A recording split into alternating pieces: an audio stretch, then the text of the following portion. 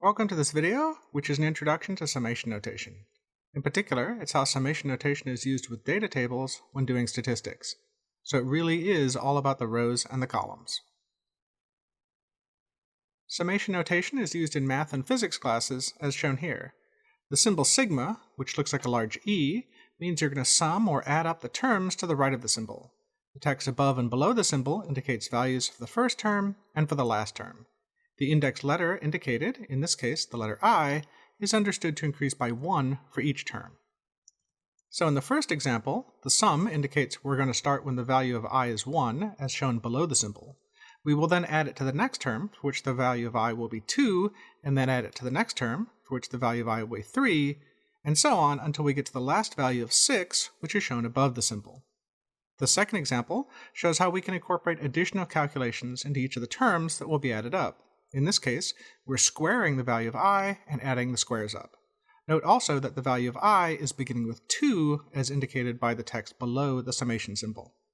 The third example shows that sums can get more complicated, and you don't need to worry about it. It's just I couldn't resist showing how cool math can be. This sum allows us to figure out the actual value of pi. Most of the sums we'll be using in statistics are much more like the first two examples than the third. Okay, so when do we use these summations? The most common way to organize data when we're doing statistics is in data tables like the one shown here. This data table shows 5 values collected from each of 4 populations: west, north, east, and south. Usually, each column is its own data set, and the rows represent individual values taken from each of those sets. Note that the values on the far left are just labels, not data, so we won't be using those values in calculations. If you're working with a data set you've been given, it's important to make sure you don't accidentally use labels as if they were data in your calculations. We use the term rows to refer to the values in the same horizontal line. These values are in the same row, just like the rows of seats in a movie theater or stadium. The direction is side to side. For example, the values in the yellow box are all in the same row. We use the term columns to refer to the values in the same vertical line. The direction is up and down, like the columns in a building. For example, the values in the yellow box are all in the same column. We can therefore identify any value in the data table by specifying the row and column. The most common way to do this is to specify the row and then the column in a subscript next to the value x that indicates it's a variable value. The row and column are separated with a comma. For example, x subscript 2, 3 would be the value in the second row and third column.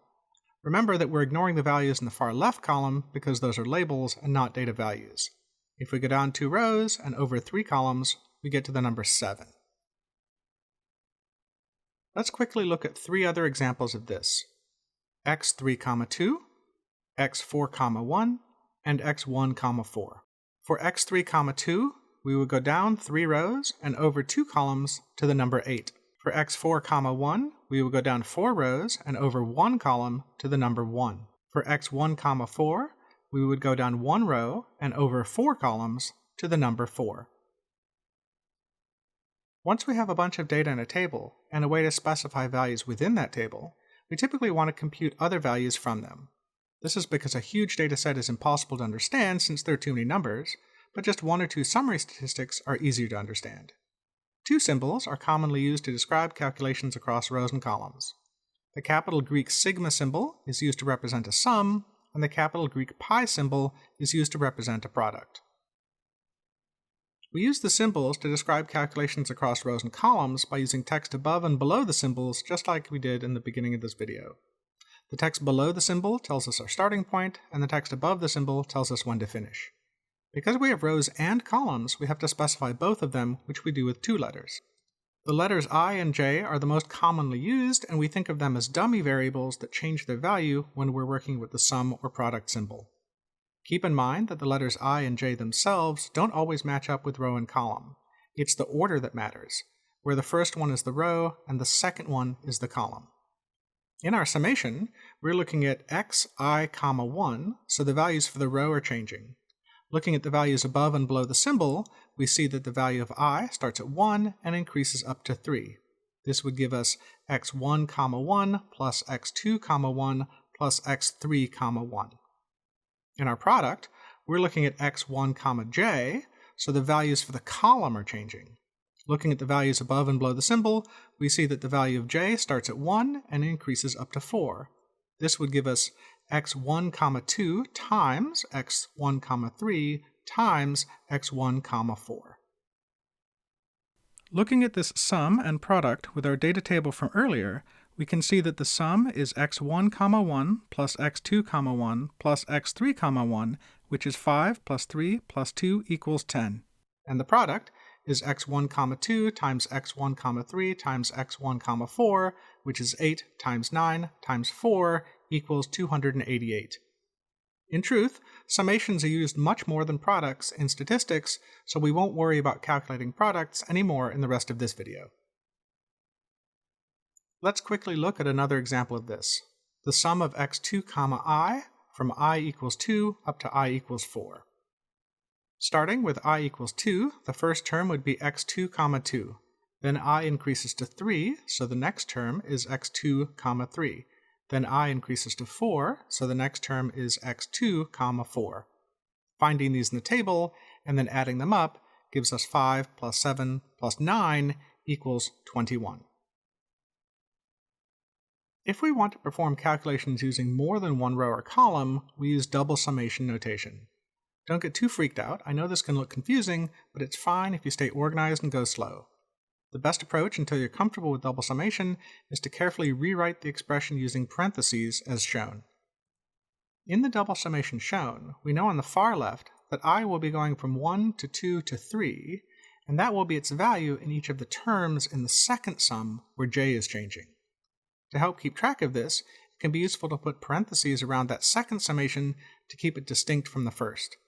Then we can focus on expanding the index in the first summation as shown in those 3 terms on the right. We can go ahead and replace the i's in the subscripts with the numbers 1, 2, and 3, and then calculate each of those 3 summations where j is changing separately. Let's look at an example of this. Here we have the double summation of xi, comma j, with I going from 1 to 3 and j going from 2 to 4. Let's think about what this double summation represents. We can think of this as the summation of columns 2, 3, and 4, the second summation, for rows 1, 2, and 3, the first summation. Or we can think about this as the summation of rows 1, 2, and 3, the first summation, for columns 2, 3, and 4, the second summation. Both of these ways of thinking about it describe that yellow box indicated. Let's write out the summation. First, we'll focus on the left-hand summation, which uses the dummy variable I to represent the rows, and its 3 terms are I equals 1, 2, and 3. For each of those terms, we then have the summation for the dummy variable j, which represents the columns 2, 3, and 4. So first, we divide up the summation based on I into those 3 other summations shown in the parentheses, and you can see that I is changing for each of them. And then, for each of them, j is going to change 2, 3, and 4. So our first summation in the parentheses becomes x1, comma 2 plus x1, comma 3 plus x1, comma 4. The second set of summations is x2, comma 2 plus x2, comma 3 plus x2, comma 4. And then the third set will be x3, comma 2 plus x3, comma 3 plus x3, comma 4. And then looking those values up in the table, we get the first summation as 8 plus 9 plus 4, the second as 5 plus 7 plus 9, the third as 8 plus 6 plus 8, and that gives us 21 plus 21 plus 22 equals 64, which is the sum of all the values in that yellow box as represented by the double summation symbol.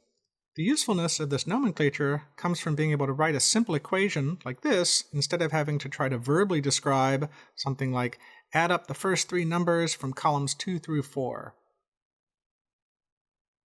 As I mentioned, the best approach until you're comfortable with this notation is to carefully rewrite the summations using parentheses. And you have to be careful because the order can matter and double summations that look very similar are not necessarily identical. For example, the left pair of double summations are the same because the i's and j's have been swapped in both the subscripts and in the summation symbols. But the right pair of double summations are not the same. If you imagine what the rectangles of data look like for those cases, you can see that they're not the same. Okay, so what do we use all this for? The answer is that we can specify calculations using this notation. For example, what is the mean of the top two rows? The mean is just the sum of all the values divided by how many there are. In our equation, the mean is represented by a bar above the x. Using our double summation nomenclature, that's equal to the sum for I from 1 to 2 of the sum for j from 1 to 4 of xi comma j, all divided by 8 because that's how many values there are. This second equation is the same, but with the symbol shown in a more condensed format. This is more commonly done in textbooks, and you can see how the information about the ranges of the dummy variables are specified in a similar manner. Hopefully, you found this introduction to summation notation, as used in statistics when we're working with data tables, useful. If you want to see more examples, there's another video on this channel that shows just that. In fact, that video is the one suggested in just a moment.